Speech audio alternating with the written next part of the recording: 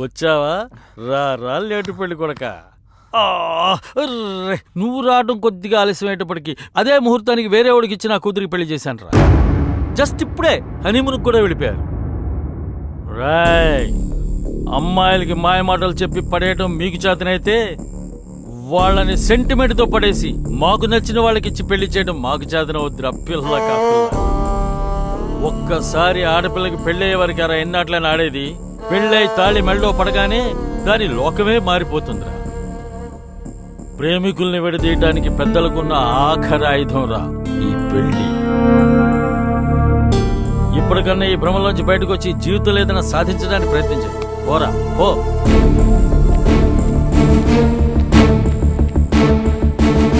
నా ప్రాణమా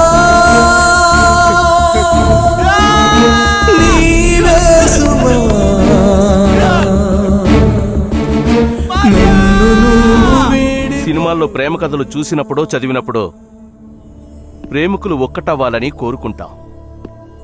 అదే కథ మన ఇంట్లో జరిగితే మాత్రం ఒప్పుకో.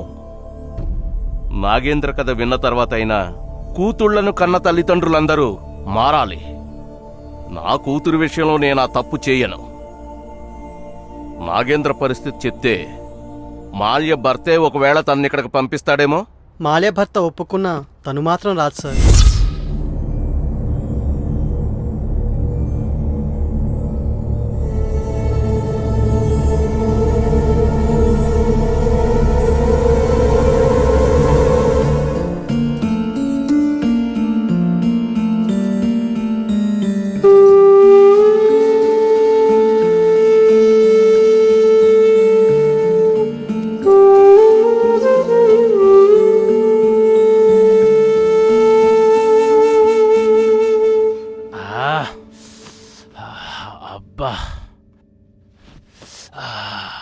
అబ్బా ఒళ్ళంతా ఒకటే నొప్పులు.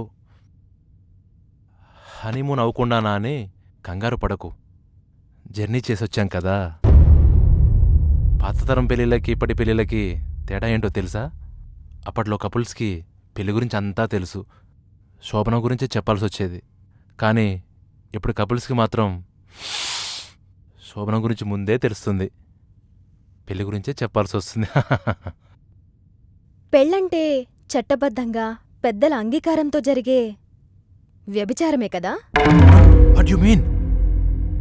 జోక్స్ మీరే వెయ్యాలా, నేను వేయకూడదా? ఓ అంతేనా? ఆ సేఫ్టీ ప్రికాషన్స్.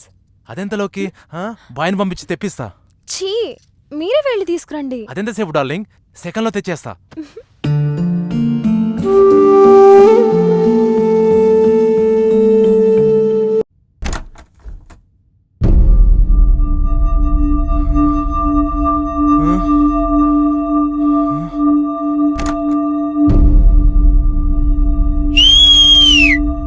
జంప్.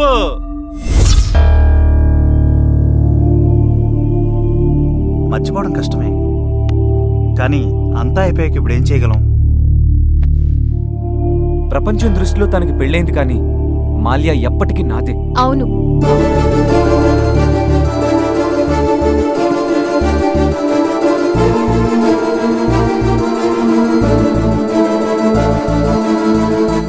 నేనెప్పటికైనా వీడి పెళ్ళాన్నే.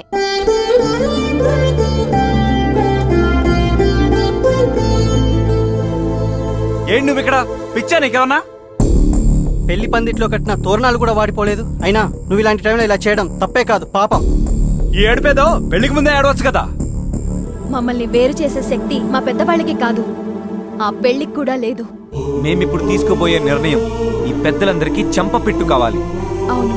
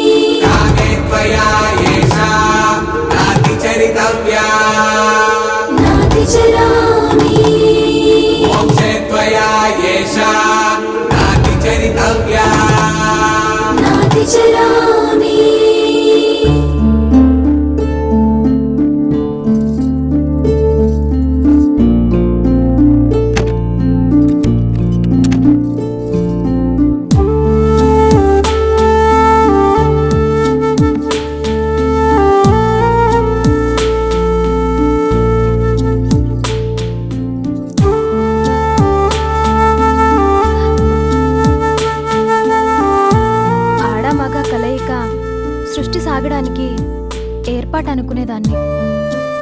కానీ ప్రేమను ఎక్స్ప్రెస్ చేయడానికి ఈ మురికి అవయవాలతో ముడిపెట్టాడ్రా ఆ భగవంతుడు.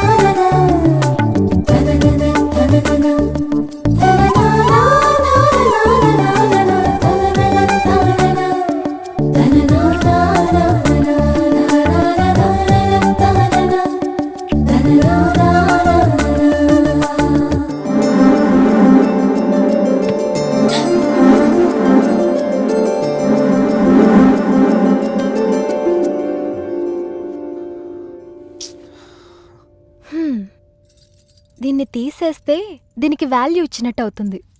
చెప్పాగా ఇది తాయెత్తని.